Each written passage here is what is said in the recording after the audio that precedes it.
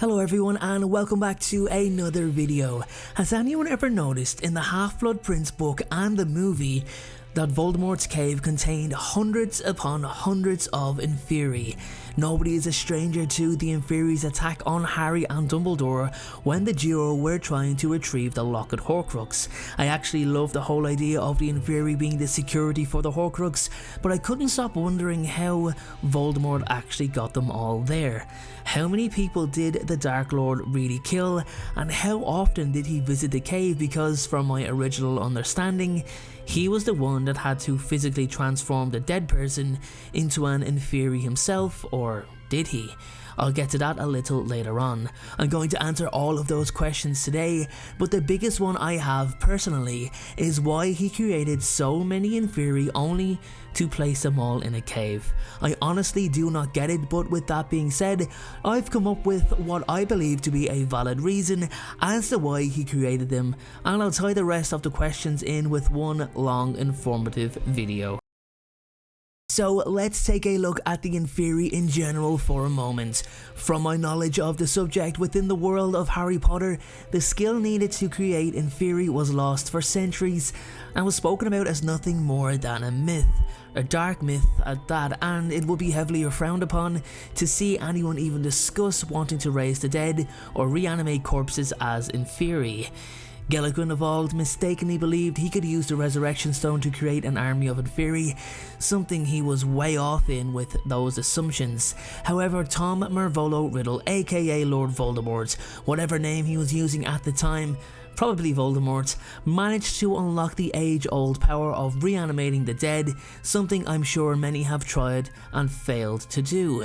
To be honest, I know his biggest feat of creating a Horcrux and flying without a broom are some of the most impressive forms of magic, but being able to create more than one Inferi and have it act at your beck and call really is pushing the boundaries of magic far beyond anyone's wildest imagination.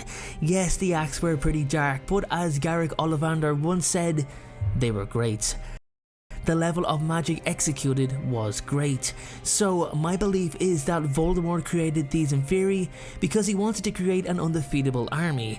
He was gathering followers but not at the rate he wanted, which is why he also attempted to recruit the giants, the werewolves and other misunderstood, mistreated creatures of the forest. I think that anyone that Voldemort recruited would serve him as mere mortals. If they were successful, then great, they could keep fighting for him. However, if they died, then they would be turned into an Inferi, where they would wait to be called to fight amongst the Dark Lord's forces. Now, if we look at an Inferi in general, it has a lot of strengths and minimal weaknesses. It doesn't have any real free will. It's a dead person that has its limbs magically animated to do whatever it was told to do. It didn't matter if it has flesh or not, if it had eyes or not, it was more bone. No matter what attack you launch at it, it will take no damage and just get back to its feet. Cut off its legs, it will crawl towards you and still try to harm you. Inferi are also freakishly strong, and once they have you in their grasp, it is near impossible to escape. Even the strongest physical knock to the creature will not stop it from continuing its assault. Its only weakness is of course fire, as we've seen Dumbledore effectively use in the Half-Blood Prince, and that just seems to keep them at bay. A burned Inferi can still be reanimated to walk again. The Dark Lord obviously knew it will also take time to build up his army of the dead, so it could be an added incentive for him and his followers to kill without thinking, as these individuals can just be added to the ranks. If I'm entirely honest, I think the Inferi were supposed to be used in the Battle of Hogwarts, but J.K. Rowling just forgot about them, so unfortunately the Inferi had no closing storyline, which is a little disappointing. However, I'm not going to remain disappointed. I want to give them a bit of closure myself. If I'm in Voldemort's mindset, I'm thinking that the Inferi are a last resort, a failsafe to overwhelm the Dark Lord's opponents if needed, but the thing is, he didn't need them. The Death Eaters were actually winning the battle. The only reason Harry won was because of all of Voldemort's Horcruxes were destroyed, and then he was defeated. Otherwise, he was on the verge of winning, so he is never in the required position to call the Inferi or summon them. So if he wasn't going to use them as part of his army until they were genuinely needed, he had to put them somewhere, while incorporating a solution that could see more Inferi made without the Dark Lord doing so.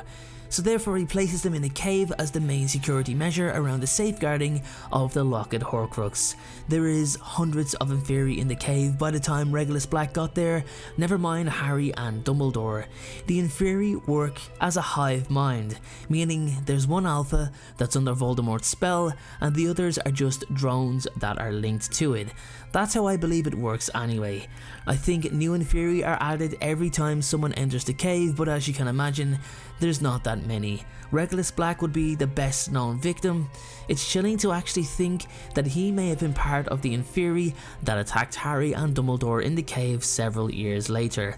Personally, I think the lake is infused with dark magic and that it's the surrounding tainted lake water that sits in the bowl and not a potion of Voldemort's creation. This water, when drank, acts as a signal, like a beacon for the Inferi to identify their target. I also believe from the following passage that the body of the person that has been killed, when full with the lake water, will then become reanimated itself due to the magical influence already placed in the lake by Voldemort. Take a look at this passage from the Half-Blood Prince. But though gashes appeared in their sodden rags and their icy skin, they had no blood to spill. They walked on, unfeeling, their shrunken hands outstretched towards him, and as he backed away still farther, he felt arms enclose him from behind, thin, fleshless arms cold as death, and his feet left the ground as they lifted him and began to carry him, slowly and surely, back to the water, and he knew there would be no release, that he would be drowned, and become one more dead guardian of a fragment of Voldemort's shattered soul. So to fully answer the question as to how he got so many there, well, I firmly believe it was done over time. Every single person he killed was turned into an Inferi and placed in the cave. Sure, why else did people go missing and never be found? And my final chilling thought on this whole matter is this.